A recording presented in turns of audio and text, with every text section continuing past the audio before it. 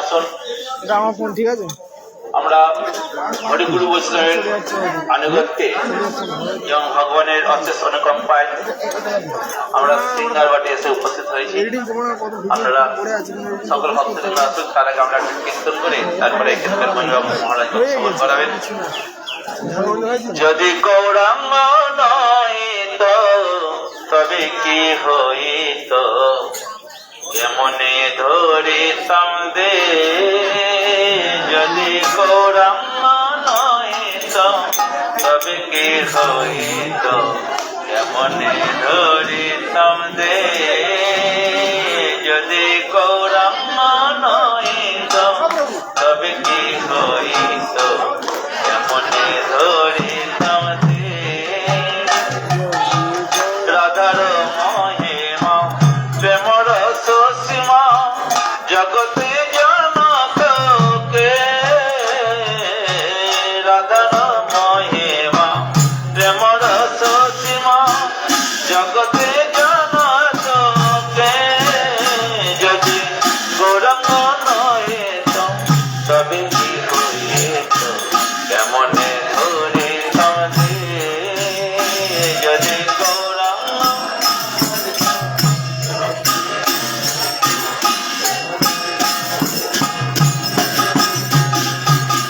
মধুর বৃন্দ বিপিন মাধুরী প্রবেশ চাতুরী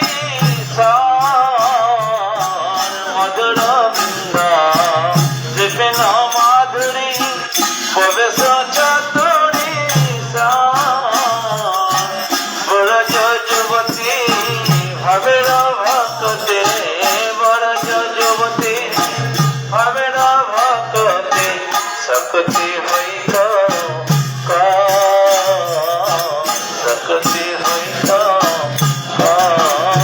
যদি গৌরাঙ্গ নহিত তবে কি হইত, কেমনে ধরিতাম দে। যদি গৌরাঙ্গ নহিত তবে কি হইত, কেমনে ধরিতাম দে। গোপন পন গৌরাঙ্গের গুণ সরল হইয়া মন। গোপন পন গৌরাঙ্গের গুণ সরল হইয়া মন। এ ভব সাগরে এমন দয়া রে ভব, ভব সাগরে এমন দয়া রে ভব। না দেখি যে কোজ, না দেখি যে কোজ। যদি গৌরাঙ্গ নহিত তবে কি হইত, কেমনে ধরিতাম দে। যদি গৌরাঙ্গ নহিত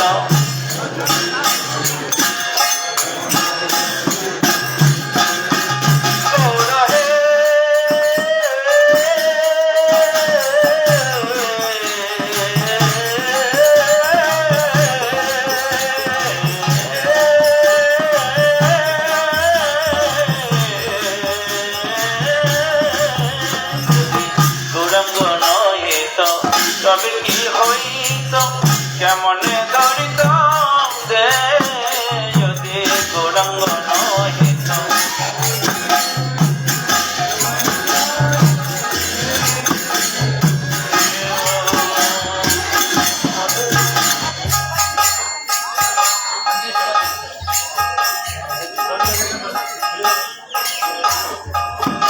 যদি গৌরাঙ্গ নহিত তবে কি হইত, কেমনে ধরিতাম দে।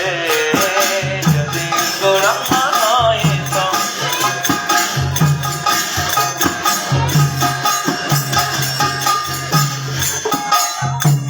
গৌরাঙ্গ বলিয়া নাগেন বলিয়া কেমনে ধরিও দে। গৌরাঙ্গ বলিয়া নাগেন বলিয়া কেমনে ধরিল দে। নরহরি হিয়া পকন দিয়া নরহরি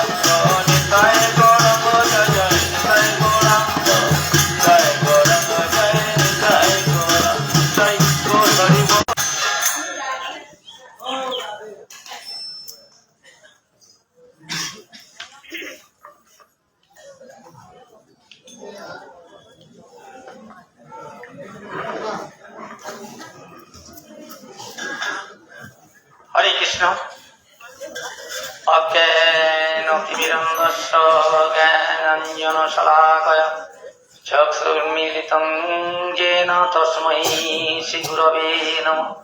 গুরবে গৌরচন্দ্রায় রাধিকায় তদালয়ে কৃষ্ণায় কৃষ্ণভক্তায় তদ্ভক্তায় নমঃ। নমঃ কৃষ্ণ প্রেম ভরায়তে কৃষ্ণায় কৃষ্ণ চৈতন্য নামে গৌরতিশে নমঃ। আনন্দ লীলা বিগ্রহে হেম দিব্য ছবি সুন্দরায় তস্मै প্রেম রসে চৈতন্য চন্দ্রায় নমঃ। ওম নমো ব্রহ্মণদেবায় গো ব্রহ্মণায়িতায় চ জগদ্ধিতায় শ্রীকৃষ্ণায় গোবিন্দায় নমো নমঃ। হে কৃষ্ণ করুণা সিন্ধু দীনবন্ধু জগৎপতে গোদেবী প্রণমামি হরিতে। শ্রীকৃষ্ণ চৈতন্য প্রভু নিত্যানন্দ শ্রী অদ্বৈত গদাধর শিবাসাদি গৌর ভক্তবৃন্দ। হরে কৃষ্ণ কৃষ্ণ কৃষ্ণ হরে হরে হরে রাম রাম রাম হরে হরে। অষ্টপদী গুরুপাদ কথায় নিত্য নীলাপুরুষ বিষ্ণুপাদ অষ্টতর শ্রীমদ ভক্তি বেদান্ত তীর্থ গোস্বামী চরণের শতবর্ষী প্রণাম ধন্যবাদ। তৎপশ্চাৎ পূজ্যপাদ ভক্তি বেদান্ত মাধব গোস্বামী মহারাজ, পূজ্যপাদ ভক্তি বেদান্ত গোবিন্দ গোস্বামী মহারাজ, পূজ্যপাদ ভক্তি বেদান্ত নাসিং মহারাজ, পূজ্যপাদ ভক্তি বেদান্ত হরিজন মহারাজ। তৎপশ্চাৎ উপস্থিত বৈষ্ণবী গৌর ভক্তবৃন্দ সবাইকে আমার সশ্রদ্ধ প্রণাম নিবেদন। গুরু বৈষ্ণবদের আনুগত্যে পরিক্রমা করতে করতে যে স্থানে আমরা উপস্থিত হয়েছি এই স্থানের নাম সিঙ্গারবট। এই যে সিঙ্গারবটে আমরা যে উপস্থিত হয়েছি, সিঙ্গারবটের কথা আমরা শ্রবণ করব, কিন্তু তার আগে আমরা ঝাড়ু মন্ডল আমরা ফেলে এসেছি। জায়গাটা ওখানে অসুবিধা, সবাই বসতে পারবে না, মন্দির সংস্কার হচ্ছে, সেজন্য ওখানে অসুবিধা। ঝাড়ু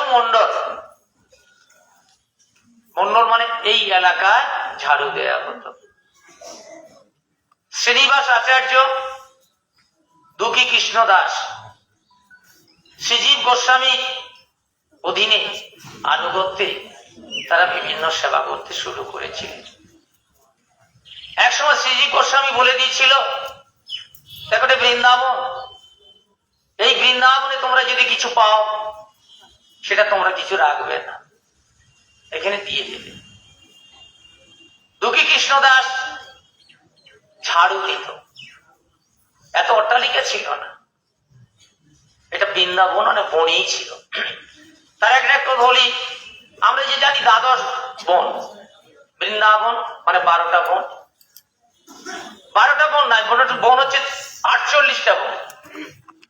বন, উপবন, অধিবন,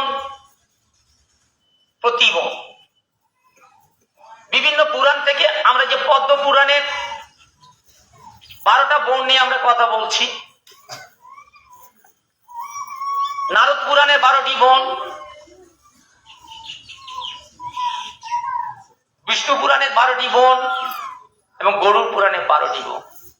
এখানে বিভিন্ন নামে আমাদের যে নামগুলোকে বেশি করে প্রচার আছে, পদ্ম পুরাণের 12টি বন, বন, উপবন, প্রতিবন, অধিবন, 4 × 48টা বন। এই যে বনের মধ্যে যখন এসেছেন, সেবা যখন চাইতেন জীব গোস্বামীর কাছে দুঃখী কৃষ্ণ দাস, বলে তুমি কি সেবা করবে? বলে প্রভু, ভগবানের এই যে বৃন্দাবন এসেছি, বৃন্দাবনে ধুলি আমি মাখতে চাই। ঠিক আছে, তুমি বৃন্দাবনে ঝাড় দাও, পরিষ্কার করো। এখন দুঃখী কৃষ্ণদাস ঝাড় দিতে শুরু করলেন। যদি দক্ষিণ দিকে হাওয়া হয়, আমরা কোন দিকে ঝাড় দিয়ে নিয়ে যাই? দক্ষিণ দিকে ঝাড় দিয়ে উত্তর দিকে নিয়ে যাবো তো, কিন্তু দক্ষিণ দিকে হাওয়া হলে দুঃখী কৃষ্ণদাস উত্তর দিক থেকে ঝাড় দিতে শুরু করতেন। কেন? উত্তর দিকে ঝাড় দিলে দুঃখী কৃষ্ণ দাস তিনি এইভাবে ঝাড় দিতেন। এখন এখানে নিত্য লীলা হয়, নিত্য রাস হয়। আমরা সবাই বলি বৃন্দাবন থেকে কৃষ্ণ চলে গেছেন মথুরায়, মথুরায় থেকে চলে গেছেন দ্বারকায়, না, এবং সেই দ্বারকায় দ্বারকাধীশ তিনি লীলা করছেন সর্বত্র। এখানে তো নিত্য রাস হয়। তা সেই যে দাপর যুগের সবকিছু চলে গেছে, লীলা শেষ হয়ে গেছে, কৃষ্ণ এখানে নেই, আমরা কিসের জন্য এসেছি? আমরা নিধুবনে যাচ্ছি, সেবাকুঞ্জে গেলাম, এখানে সত্যি নিত্য সেখানে শয়ন হয়, শয়নের মতো ভোগ দেয়া হয়, সে গিয়ে ভোগের মধ্যে অর্ধ ভক্ষণ করে, জল অর্ধেকটা খেয়ে নেয়। তা নিত্য লীলা না হলে কি করে হয়? এখানে নিত্য লীলা হয়। এখন রাধারানী এখানে এই যে নিধু বনে এখানে নিত্য রাস হয়, এই রাস করে যখন চলে আসছেন, চলে যখন ফিরে আসছেন, কিন্তু ওই যে রাধে রাধে, আমরা সার্বক্ষণ বৃন্দাবনে কি বলছি? রাধে রাধে রাধে রাধে। রাধে রাধে বললে কৃপা করেন রাধারানী। রাধা ভজনে যদি মতি নাহি ভেলা, কৃষ্ণ ভজন শুধু অকারণে গেলা। আমরা কৃষ্ণের জায়গায় এসেছি, সারাক্ষণ যদি কৃষ্ণ কৃষ্ণ কৃষ্ণ করি, কৃষ্ণ কিন্তু কৃপা করবে না। রা যখন বলবো চোখ দিয়ে তাকাবেন কৃষ্ণ, ধা যখন বলবো তার পিছনে ধাবিত হবেন কৃষ্ণ। রাধা বললে কৃষ্ণ আমার কৃপা করবে, আমি দর্শন পাবো কৃষ্ণের। আবার সবসময় আমরা কথা হতে বলছি গৌর প্রেমানন্দে হরি হরি বল। এখানে একটু ভুল হয়ে যাচ্ছে, আমি ভুল করলাম, আমরাও ভুল বললেন। সারাদিন যদি গৌর গৌর গৌর গৌর করি কোনো লাভ হবে না, যদি না নিতাই না বলি, নিতাই গৌর প্রেমানন্দে হরি হরি বল। আমরা বৃন্দাবনে এসেছি এই বৃন্দাবনের লীলাগুলো শ্রবণ করার জন্য। এক দুঃখী কৃষ্ণদাস যখন ঝাড় দিচ্ছে রাধারানী, তিনি দেখলেন আমার ভক্ত, আমার সন্তান আমার নাম সবসময় করছেন, কৃপা তো তার করতে হবে। এখন রাধারানী পায়ের নপুর ছেড়ে দিয়ে যখন যমুনার কুলে আসলেন, এখানে যেখানে বসে আছেন আপনারা, এসব যমুনা, যমুনার কাছে এসে তখন বলছেন ললিতা আমার পায়ের নপুরটা তো নেই, আমার পায়ের নপুরটা কোথায় গেল, কোথায় পড়েছে, খুঁজতে সবার শুরু করেছে। তখন রাধারানী ডেকে বলছে শোনো শোনো ললিতা, ওই যে ঝাড় দিচ্ছে না, আমার মনে হয় ওইখানে পড়েছে। ও ওখানে পড়েছে, তাহলে আমি নিয়ে আসছি। তখন রাধারানী ডেকে তখন ললিতাকে বলছে ললিতা দেখো ও কিন্তু একজন ভক্ত, তুমি ওর কাছে যাচ্ছ, কিন্তু সাবধানে তুমি নিয়ে আসতে পারবে তো? হ্যাঁ হ্যাঁ, একটা বোকা মানুষ এসেছে, ওখান থেকে যদি পেয়ে থাকে ওর কাছ থেকে আমি ঠিক নিয়ে আসবো। রাধারানী মনে মনে হাসলেন, আমার ভক্ত কোনোদিন তো বোকা হয় না, আমার ভক্ত কোনোদিন বোকা হয় না। তুমি যে অহংকার করে যাচ্ছ ভক্তের কাছে, ঠিক আছে যাও। এখন এই বুড়িমার বেশ ধরে, ললিতা বেশ না ধরে, বুড়িমার বেশ ধরে দুঃখী কৃষ্ণ দাসের কাছে এসেছে, ঝাড় দিচ্ছেন। কিন্তু ঝাড় দেওয়ার আগেই কিন্তু নপুরটা পেয়েছেন। নপুরটা পেয়েই তখন নিজের ওই কাপড়ের মধ্যে গেটের মধ্যে গুলিয়ে রেখে দিয়েছেন। তখন আবার বললো না, গুরুদেব তো বলেছেন এখানে কোনো জিনিস পেলে আমার কাছে রাখতে নেই, ওটা ধুলি চাপা দিয়ে ভিতরে রেখে দিয়েছে। ঝাঁটটাট হয়ে গেলে নিয়ে যাবো, নিয়ে শ্রীজীব গোস্বামীর কাছে দিয়ে দেবো। এখন ললিতা গিয়ে বলছে দেখো বাবা, আমাদের বৌমা এখানে এসেছিল যমুনাতে, এইখানে ঘুরতে এসেছিল, একটা নপুর এখন পড়ে গেছে, তুমি কি নপুরটা পেয়েছো? নপুর? হ্যাঁ নপুর পেয়েছি। তা নপুরটা তাহলে আমাকে দিয়ে দাও। না, তোমার বৌমা যদি নপুর হয়, বৌমা তো আরেকটা পায়ে নপুর আছে, তাহলে সেই নপুরটা দেখলে আমি বুঝতে পারবো যে হ্যাঁ সেই তার নপুর। তুমি আমার কাছে ভুলিয়ে নিয়ে যাচ্ছ কিনা? না না না বাবা, না আমি ভুলিয়ে নিয়ে যাচ্ছি না। ঠিক আছে, তুমি তাকে নিয়ে এসো, তার আরেকটা পায়ে নপুর তো আছে, সেই নপুর থেকে দেখে আমি ঠিক করিয়ে দেবো। তখন তো ললিতা দেবীর কাছে পারছি না কথায়, তো বলে দেখো বাবা, আমাদের গৃহবধূ সবসময় এখানে আসবে, তুমি আমার কাছে দাও, আমার কথা বিশ্বাস করো না বাবা, তোমার গৃহবধূ তো, তোমার গৃহবধূ রাতে কি করতে এসেছিল? তোমার গৃহবধূ তোমার গৃহে থাকবে, দিনে থাকবে, তা দিনে রাতে কি করতে এসেছিল? নপুর এখানে পড়েছে, আর আমার কাছে আসতে এখন পারবে না। ললিতা তখন কিছু বলতে পারছে না। বাবা নপুরটা না পেলে আমাদের খুবই দুঃখ, আমার বৌমার খুব দুঃখ লাগবে, আর আমরা তো দ্বিতীয় কোনো নপুর করে দিতে পারবো না, কারণ আমরা গরিব মানুষ। ও তোমরা গরিব মানুষ। দুঃখী কৃষ্ণ তখন কি বলছেন, আচ্ছা এই যে নপুর দিয়েছিল, নপুর তো মনে হচ্ছে খুব বড় লোকের বাড়ির মেয়ে, তার পায়ের নপুর, তা সেই তার আমরা বৌমার বাপের কি আক্ষেপ, একটা গরিবের বাড়ি একটা ধনীর মেয়েকে এখানে বিয়ে দিয়ে দিয়েছে। ললিতা দেখলে কোনো দিকে আর বলতে পারছে না। ললিতা তখন বললো, বাবা নপুরটা, হ্যাঁ বলছি তো, যার নপুর সে আসুক, তার পায়ে আমি পরিয়ে দেব। এখন দুঃখী কৃষ্ণদাস বুঝতে পেরেছে, দুঃখী কৃষ্ণদাস যে ভাষায় কথা বলছেন তার নিজের কথা তো না, রাধারানী তার কথা জুগিয়ে দিচ্ছেন। কারণ ললিতা যে এসেছিল তো অহংকার করে, ওই একটা মূর্খ মানুষ, বোকা মানুষ, ওখানে ঝাড়তেছে, ওর কাছ থেকে আমি নপুর নিয়ে আসবো, কিন্তু কথার ফাঁদেতে কোনো রকমে নপুর নিতে পারলাম।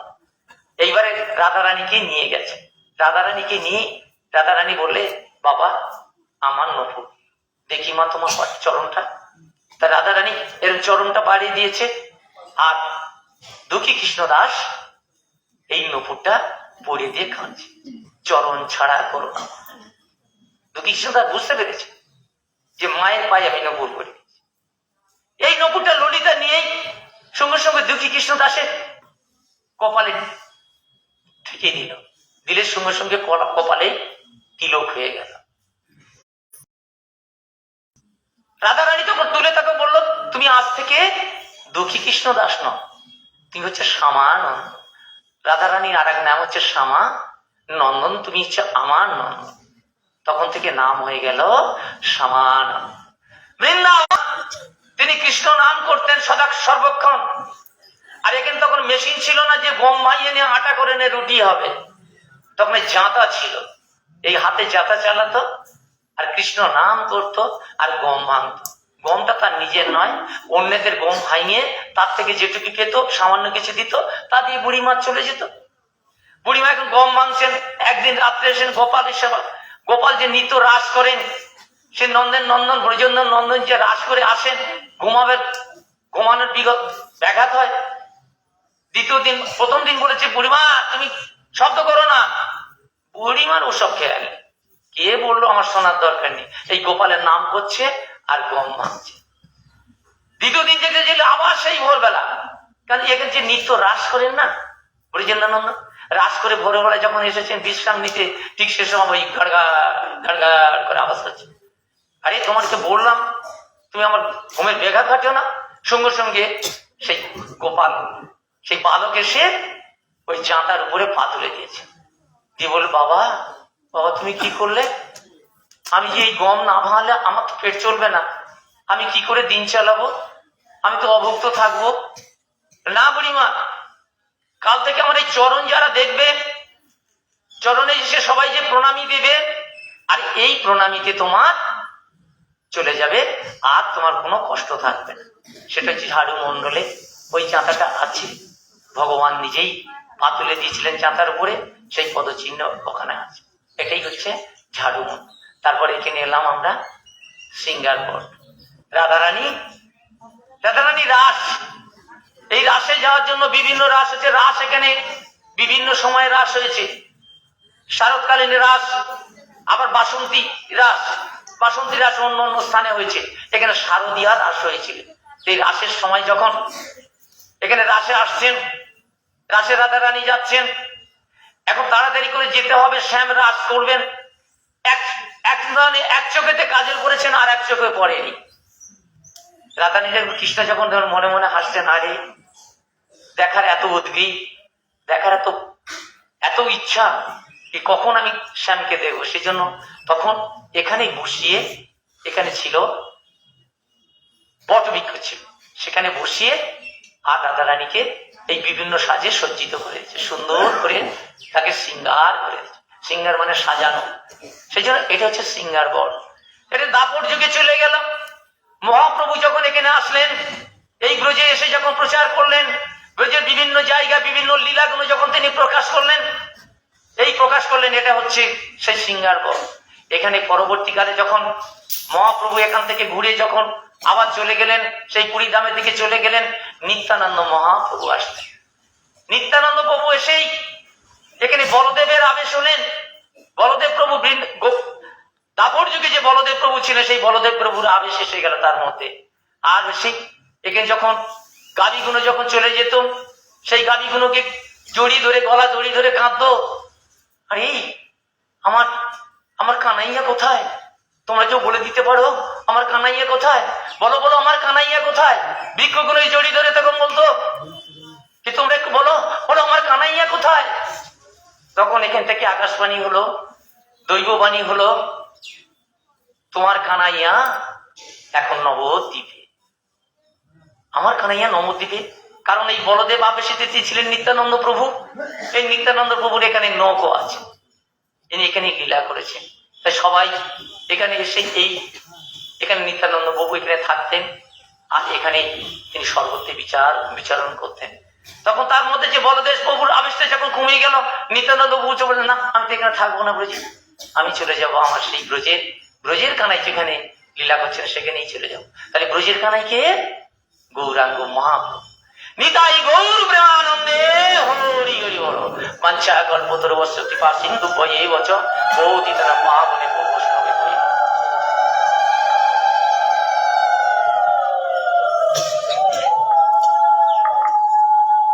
गुरुवे गौरचंद्राय राधिकाय तदालय कृष्णाय कृष्ण भक्ताय तद्भक्ताय नमो नमः।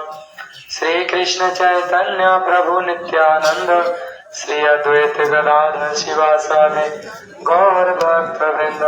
बोल हरे कृष्ण कृष्ण कृष्ण हरे हरे, हरे राम राम राम हरे हरे।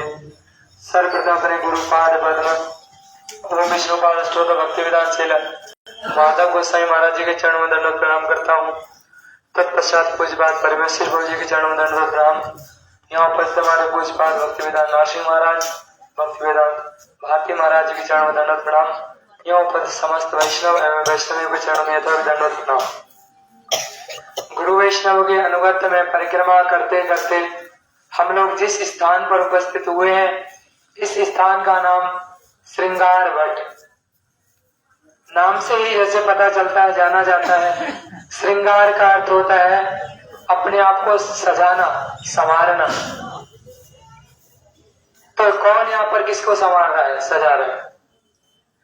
जब कभी कभी कृष्ण अपने सखाओं के साथ गोचारण के लिए आते हैं इस क्षेत्र में, तब कृष्ण के सखा कृष्ण को एक स्थान पर बिठाकर और बहुत तरह तरह के फूलों से रंगोलियां बनाकर, चित्रकारी करके उनके चेहरे पर अलकावलियां बनाकर उनको सजाते हैं। और दूसरा भाव दिया है यहाँ पर रासलीला का, जो श्री कृष्ण राधा रानी को सजाते हैं। राधा रानी का तरह तरह के फूलों से, बेली, चमेली, चंपा, जूही, सभी प्रकार के फूलों से उनका श्रृंगार करते हैं। किस समय हमने श्रवण किया, हम लोग इमली तालाब में थे, वहां पे श्रवण किया कि राधा रानी की और भगवान श्री कृष्ण का जब रास हो रहा है, उस समय रास के बाद श्रीमती राधा रानी थक जाती हैं। कृष्ण उनको बोलते हैं थोड़ा और आगे चलना है। राधा रानी कहती हैं अब हम और नहीं चल सकते, अब हम थक चुके हैं। तो कृष्ण कहते हैं ठीक है, हमारे कंधे पर बैठ जाओ, फिर हम आगे चलेंगे। राधा रानी कहती है हाँ ये अच्छा है।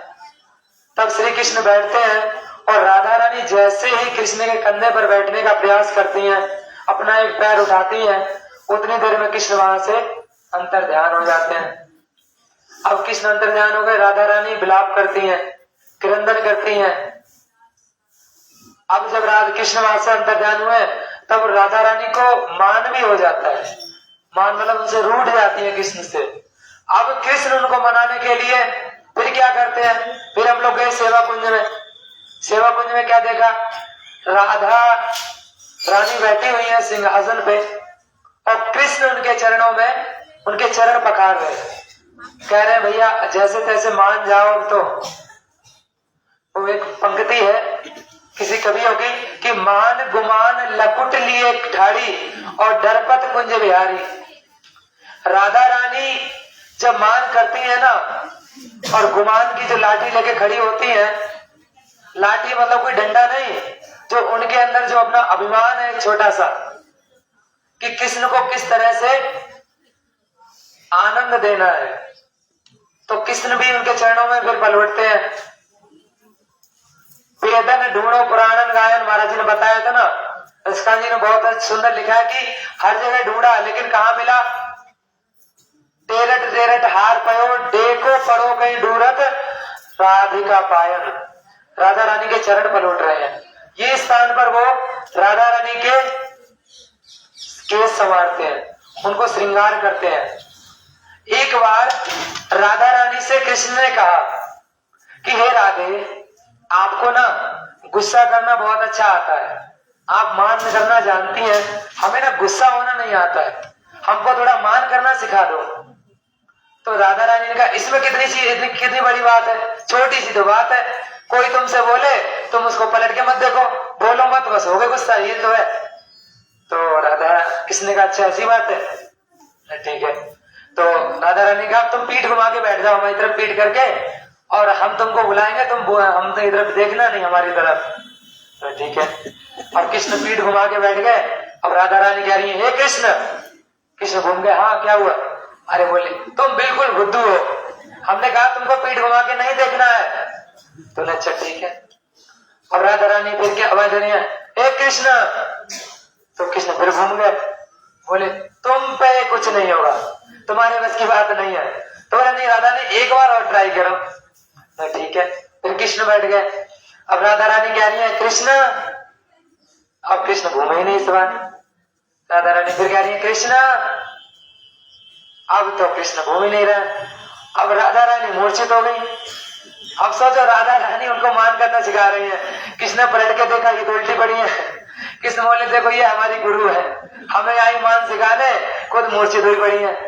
तो राधा रानी का और कृष्ण का जो सेपरेशन वाला विरह जो बोलते हैं, राधा रानी 1 मिनट का जो गुस्सा है, खुद तो स्वयं तो गुस्सा कर सकती है, लेकिन कृष्ण जब गुमान करते हैं, मान करते हैं, या उनसे थोड़ा सा चेष्टा करते हैं, उस तरह की कोई क्रिया करते हैं, एक्शन करते हैं गुस्सा का, तो राधा रानी पे एक क्षण का भी सहन नहीं होता है। वो है राधा कृष्ण का प्रेम। अब इस स्थान पर वही राधा रानी जब मान गुमान करके आती हैं, तब कृष्ण उनके पीछे पीछे आते हैं और उनको संवारते हैं कि राधे कैसे भी तो मान जाओ। देखो जो लोग प्रैक्टिकल किए होंगे अपने जीवन में, उनको शायद याद होगा इस चीज को। प्रेमी प्रेम का एक दूसरे से प्रेम करते हैं, जब प्रेम का रूठ जाती है तो प्रेमी उसको तरह तरह से मनाने का प्रयास करता है कि कैसे करके मान जा, अंगूठी ले लिए, सोने का हार ले लिए, मतलब कैसे भी तो मान जा, कुछ ना कुछ अच्छा सा परफ्यूम ला के दूंगा विदेश का, कैसे भी तो मान जा, तो मान जाती है। उसी प्रकार से अब कृष्ण के पास वैल्यूएबल थिंग्स उस समय जो थी, अच्छी अच्छी ज्वेलरीज है, सुंदर सुंदर फूल है, उनसे राधा रानी को मना रहे हैं, तो राधा रानी मान जाती हैं। दूसरी हमने कथा सुनी यहाँ पर श्रृंगार वट में, जब श्रीमद चैतन्य महाप्रभु ब्रज वृंदावन में आए और इमली तालाब पे बैठ के हरिनाम करते थे, अखरूट घाट में रहते थे, तो हमने परिक्रमा तो करी, हमने दर्शन किया, क्या श्रीमद चैतन्य महाप्रभु जी ने भावों को अंगीकार करके हरिनाम करने यही क्यों आते थे? अखरूट घाट में भी तो कर सकते थे। वो बाह्य कारण कि लोग आते थे दिन में उनको परेशान करने के लिए, अंता कारण कुछ और ही है। जिस यमुना तट पे राधा कृष्ण की लीला हुई है, गोपियों के साथ सबके साथ लीलाएं हुई है, रास विहार हुआ है, इस स्थान का आस्वादन करने के श्रीमद चैतन्य महाप्रभु अखरूट घाट से और इमली तला स्थान पर यमुना किनारे आते थे। हम लोगों ने प्रणाम किया। परम गुरुदेव भक्तिवेदांत श्री नारायण गोस्वामी महाराज जी ने जो हम लोगों को बताया है, उन्होंने कहा है देखो परिक्रमा तो करना ठीक है, भीड़ भड़का हुआ, हल्ला हुआ, नाचे कूदे सब ठीक है, लेकिन जिस स्थान पर गए हैं ना, उस स्थान के जो भाव हैं, यद्यपि हमारे हृदय में स्फुरित नहीं होंगे, लेकिन गुरुवर से प्रार्थना तो की जा सकती है कि वो भाव कब मेरे हृदय में स्फुरित होंगे। हाँ, ऐसे हम गोस्वामियों के मंदिर में भी गए, राधा दामोदर मंदिर, श्री रूप गोस्वामी, श्री राजीव गोस्वामी का स्थान, एकदम सिद्ध स्थान, लेकिन हमारे तो कुछ होता ही नहीं, पत्थर बन गए हम लोग तो। अब यहाँ पर नित्यानंद प्रभु आए थे, कुछ दिन नित्यानंद प्रभु इसी स्थान पर श्रृंगारवट इसी एरिया में, इसी क्षेत्र में रुके थे। उस समय तक श्रीमद चैतन्य महाप्रभु ब्रज से वापस से नवद्वीप धाम जा चुके थे, मतलब बंगाल जा चुके थे। तब जब नित्यानंद प्रभु यहाँ पर आए हैं, अब वो ढूंढ रहे हैं कहाँ मेरा निमाई, कहाँ मेरा निमाई, कहाँ मेरा ब्रजेंद्र नंदन, कहाँ कन्हई।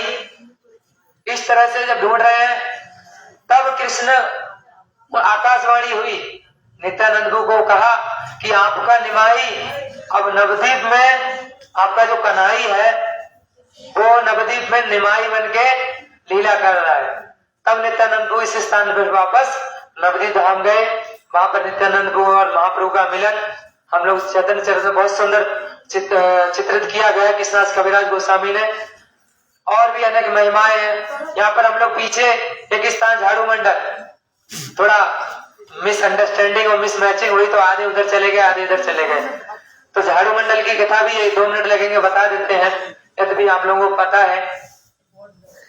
झाड़ू मंडल में ऐसी कथा है, हमारी ब्रजमंडल परिक्रमा पुस्तक में लिखा है। देखो, हमारे परम गुरुदेव भक्ति वेदांत श्री नारायण गोस्वामी महाराज जी ने कितना परिश्रम किया उस ब्रजमंडल परिक्रमा ग्रंथ को छपवाने में, लिखने में। हम लोग उसको पढ़ते हैं कभी, अरे भैया किताब नहीं ले सकते हो, नहीं लेके घूम सकते हो तो मोबाइल तो है, मोबाइल में पीडीएफ फाइल खोल के पढ़ लिया करो कम से कम,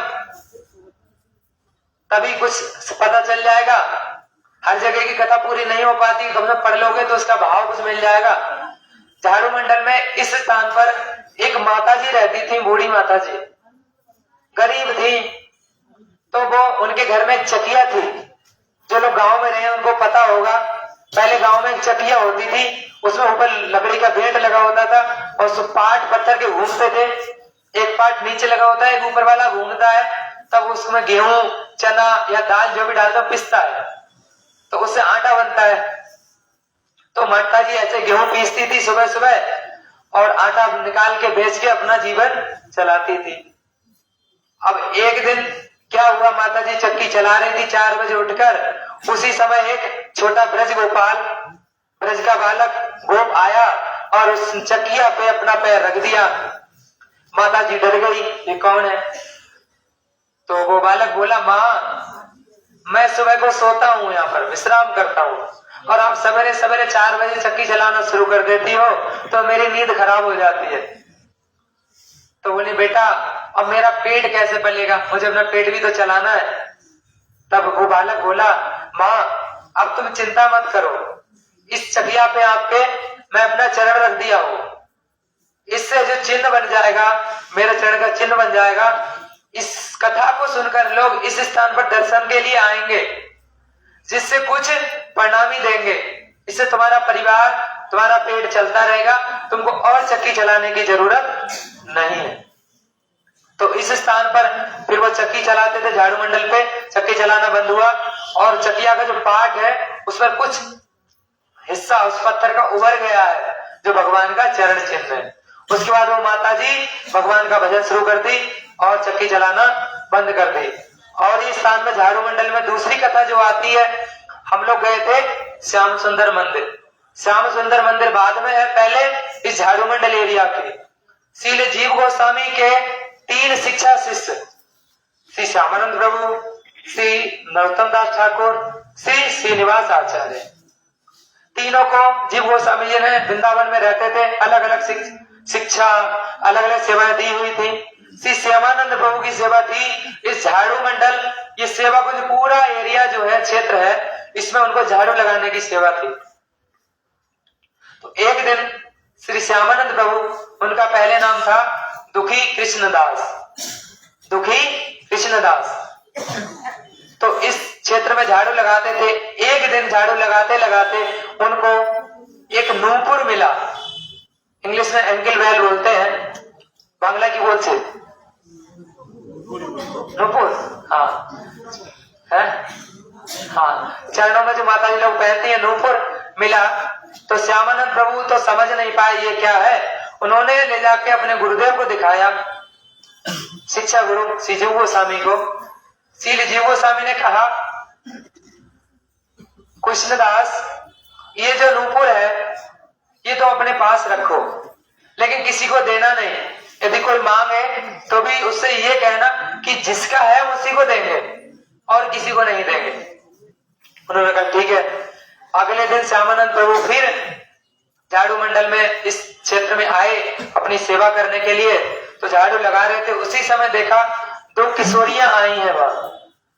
2 किशोरियां आई हैं और वो कहती हैं बाबा बाबा यहाँ पर हमारी सखी का ना नूपुर गुम हो गया है, क्या आपको मिला है? तो बाबा तो इंतजार कर रहे थे कोई आए। तो श्यामानंद को मतलब कृष्णदास बोले हाँ हाँ मिला है। तो बोले दे दो, हमारी सखी ने मंगाया है। तो कृष्णदास बोलते हैं, दुखी कृष्णदास, कि नहीं नहीं, हमारे गुरुदेव का आदेश है कि जिसका नूपुर है वही आएगा, हम उसके चरण में बांधेंगे, इस प्रकार से देंगे और कोई तरीका नहीं। वो सखियां राधा रानी की थी, ललिता विशाखा, उन दोनों किशोरियां बिगड़ गई। बाबा तुमको शर्म नहीं आती? स्त्री का मुख देखना चाहते हो, साधु हो, भजन करते हो और स्त्री का चरण स्पर्श करना चाहते हो? दुखी कृष्णदास बोले आपको जो कहना है कहो, लेकिन मैं तो ये नूपुर उसी के चरण में बांधूंगा जिसकी यह नूपुर है। तो सखियां बोली ठीक है, बाबा जिद कर रहा है। तो उसी समय कुछ जगह वर्णन है कि उन सखियों ने कहा कि बाबा तुम हमारी सखी का दर्शन नहीं कर पाओगे, तुम्हारी आंखों से पट्टी बांध दी जाएगी। तो बाबा ने कहा ठीक है। तो श्यामानंद प्रभु की आंखों से पट्टी बांध दी गई और राधा रानी आई। राधा रानी ने अपना एक चरण बढ़ाया जिसमें नूपुर नहीं थी। श्यामानंद प्रभु ने कृष्णनाथ, दुखी कृष्णनाथ ने राधा रानी के चरणों में नूपुर बांधा। अब राधा रानी जाने लगी तो दुखी कृष्णनाथ कहते हैं हे श्यामाजू, अब आ ही गई हो तो फिर दर्शन के लिए क्यों दर पा रही हो? जब आई गई, चरण स्पर्श करा ही दिया तो दर्शन में फिर क्यों दे? राधा रानी ने सखियों से कहा ठीक है, इनका कृष्णदास की आंखों की पट्टी हटा दो। राधा रानी की सखियों ने कृष्णदास की आंखों से पट्टी हटा दी। जब श्यामानंद प्रभु ने, दुखी कृष्णदास ने उनको दर्शन किया, भाव विभोर हो गए, आंखों से अविरत अश्रुधारा बहने लगी और मूर्छित सी अवस्था हो गई। फिर राधा रानी ने उनके मस्तक पर, माथे पर अपनी जो चरण नूपुर थी, नूपुर उसका छाप, उसको स्पर्श करा दिया, जिससे एक निशान बन गया। जो आज भी हम लोग राधा श्याम सुंदर मंदिर में दर्शन करने जाते हैं, वो लोग जो तिलक लगाते हैं उसमें एक बिंदी जैसी लगी रहती है, जो नूपुर का चिन्ह है। तब श्रीमती राधा रानी ने कहा दुखी कृष्णदास, तुमने श्याम आनंद, श्यामा श्रीमती राधा रानी का नाम है और आनंद दिया है, तुमने श्यामा मतलब श्रीमती राधा रानी को आनंद दिया है। दोनों अर्थ लिए जा सकते हैं, कृष्ण को भी और राधा रानी को आनंद दिया है, इसलिए आज से तुम्हारा नाम दुखी कृष्णदास नहीं श्यामानंद है। तब से उनका नाम श्यामानंद हुआ। उसी समय राधा रानी ने अपने हृदय से प्रकटित करके एक बहुत सुंदर विग्रह दिया, जो राधा श्याम सुंदर का विग्रह, जिसका हम लोगों ने दर्शन किया। ऐसे क्षेत्र में हम लोगों ने आज परिक्रमा किया गुरु वैष्णव के अनुगत्य में। तो उनसे यही प्रार्थना करते हैं इन स्थानों का जो भाव है हमारे हृदय में स्फुरित हो। यही कहकर हम वाणी को विराम देते हैं। वांछा कल्पद्रुभ्यश्च कृपा सिंधुभ्यो च पतितानां पावनेभ्यो वैष्णवेभ्यो। अब सीधा मठ में किसी को प्रणामी दिए, दिए आगे भीतर